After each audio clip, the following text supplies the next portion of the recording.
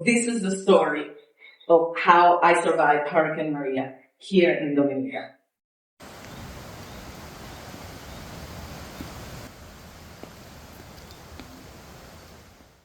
My name is Sandra Vivas, and I'm a Venezuelan artist living in Dominica for the last 15 years. I started, like most artists, as a child, drawing, and then I started drawing and painting, and simultaneously I was also studying art history, and then I decided I wanted to do more stuff and different stuff, so I studied performance and video, and I did a master's in California.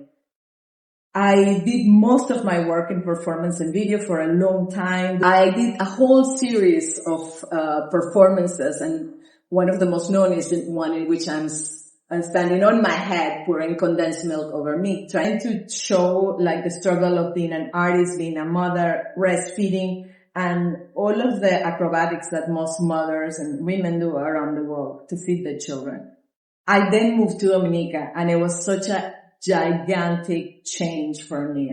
I came from this huge city of 9 million to this country of 70,000, and it was like super hard for me to adapt. I felt pretty lost because there was no real infrastructure for the arts, no art galleries, museums, not very much going on that I knew about it. Nothing compared to like the 9 million city where I came from, Caracas. I got curious to learn more about the people, and I started exploring into film, in documentary films, and did 2 shorts about 2 characters of Dominica that really intrigued me. They're kind of like opposite. Then the hurricane came, and that totally changed my perspective about everything. I wanted to tell the story of the hurricane, but I knew I couldn't yet because I didn't have the skills. I had completely different sets of skills for performance and video, and this is something that I'm still learning. I feel like a baby animator. And I did 2 shorts, one about my dad, one about my struggle as a child with a disability, and now I feel like I'm ready, although it's still super challenging. Now I'm ready to take on that story, the story that took me to animation. That's the story of the hurricane and how I survived Hurricane Maria here in Dominica. I want to show how these hurricanes are also part of nature, although they're of course aggravated by climate change, which is man-made. I'm also fascinated by this fern, the arboreous tree fern, and I want to make an in-between frame, or several I should say, of this hurricane, this is Dominica, Martinique, Guadeloupe, this tree fern, who then transforms into like a fallen tree who then becomes the monster. For me, this tree fern is amazing because so fast. I feel like you can almost witness growing, like every day is different.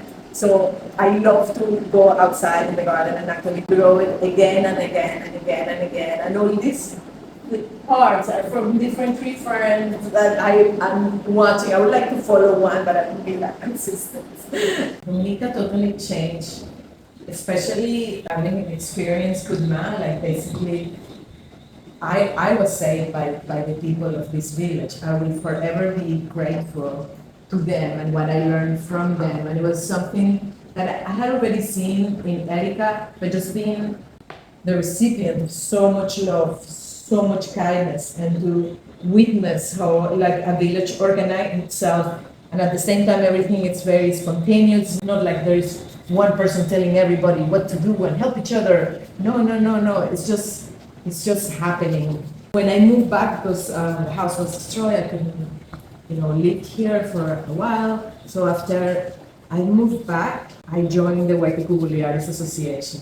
And it's such an inspiration to be, with the young artists here. There's so much talent, there's so much love too, that I am able to experience, when I'm in touch with this group of artists. I were, constantly doing basically Koudman for each other.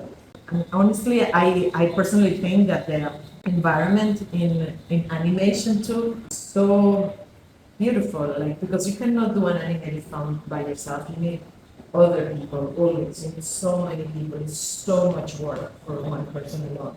I feel like my life now revolves about, the concept of Koudman. I embrace now that concept, like the national anthem of Dominica.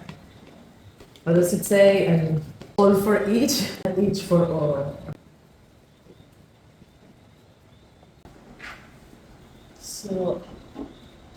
So, I hope that, my telling my story of trauma can heal other people as well who don't dare to, like, yet, I guess, face like the incredible fears that, and not knowing what would happen to us during the hurricane. Yes. So we can heal together.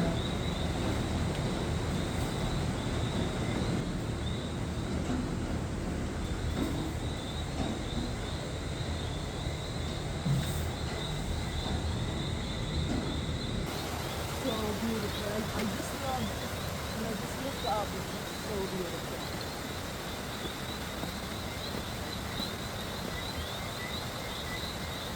I just love those ferns.